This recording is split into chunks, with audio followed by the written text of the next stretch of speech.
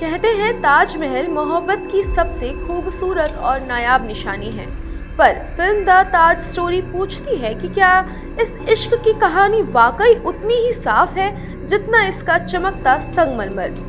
सदियों से जो सच लोगों ने सुन रखा है, क्या वही पूरा सच है या कुछ अध्याय अभी भी तहखानों में छुपे पड़े हैं।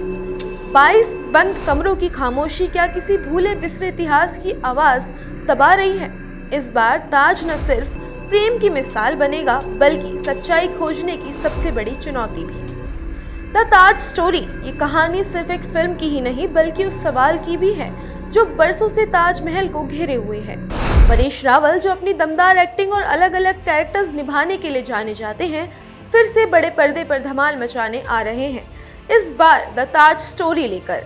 सोचो, एक आम सा टूर गाइड जो हर दिन ताजमहल की खूबसूरती पर लोगों को लेक्चर देता है, अचानक उसकी क्यूरियोसिटी हद से ज्यादा बढ़ जाती है। उसके मन में एक चुभन है, एक सवाल है, ये इमारत सिर्फ एक प्रेम की निशानी है या इसके पीछे कुछ और भी दफन है। फिल्म में परेश रावल विष्णुदास का कैरेक्टर प्ले कर रहे हैं, जो ताजमहल की हिस्ट्री पर उठते सवालों के जवाब खोजने निकल पड़ते हैं। शुरुआत में वो बस जानना चाहते हैं कि आखिर इस इमारत की असली कहानी क्या है, पर धीरे धीरे मामला इतना गहरा हो जाता है कि कोर्ट तक पहुंच जाता है। ट्रेलर में एक बड़ा ट्विस्ट है कि विष्णुदास ताजमहल का डीएनए टेस्ट कराने की मांग कर देते हैं, ताकि पता लगे कि ये वाकई मुगल काल की कब्रगाह है या फिर कोई पुराना मंदिर। सुनकर ही खलबली सी मच जाती है। कहानी यहीं और इंटरेस्टिंग हो जाती है, क्योंकि सामने होता है एक स्ट्रॉन्ग लॉयर जिसे निभा रहे हैं जाकिर हुसैन। दोनों के बीच बहस सिर्फ तहकीकात की ही नहीं, बल्कि इतिहास, आस्था और सच्चाई की होती है। इनकी बहस देखकर लग रहा है ऑडियंस भी खुद सोचने पर मजबूर हो जाएगी कि आखिर सच क्या है। फिल्म के ट्रेलर में उन 22 बंद कमरों का भी जिक्र होता है जिनके बारे में सालों से तमाम दावे और अटकलें लगी रहती हैं। कई लोग कहते हैं कि वहां कोई रहस्य छुपा है, जबकि एएसआई यानी भारतीय पुरातत्व सर्वेक्षण कई बार साफ कर चुका है कि वहां बस एक लंबा तहखाना है जिसे भीड़ से बचाने के लिए बंद रखा जाता है।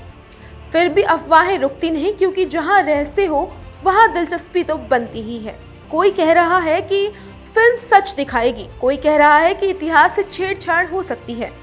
अदालतें भी पहले से ऐसे दावों को खारिज कर चुकी हैं और कहा कि इतिहास की बहस एक्सपर्ट्स के लिए छोड़ देनी चाहिए। पर ऑडियंस तो वही देखना चाहती है जो उनकी क्यूरियोसिटी को जगाए और पर्दे पर कुछ नया दिखाए। ट्रेलर रिलीज होते ही इंटरनेट पर धूम मच गई। लोग एक्साइटमेंट में कहने लगे कि परेश रावल फिर एक धमाकेदार कहानी लेकर आए हैं। कई फैंस का कहना है कि हर फ्रेम में एक सवाल छुपा है।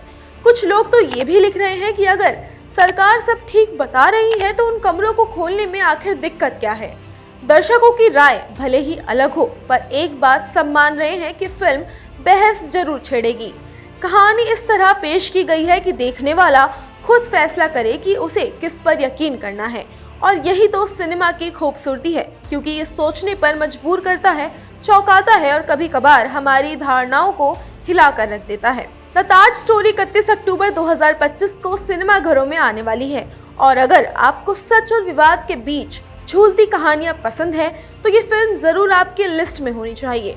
तो अब आप हमें कमेंट्स करके जरूर बताइए कि आप किस पक्ष में हो, ताजमहल की पुरानी कहानी या फिर वो राज जो शायद अभी भी पूरी तरह सामने नहीं आया है।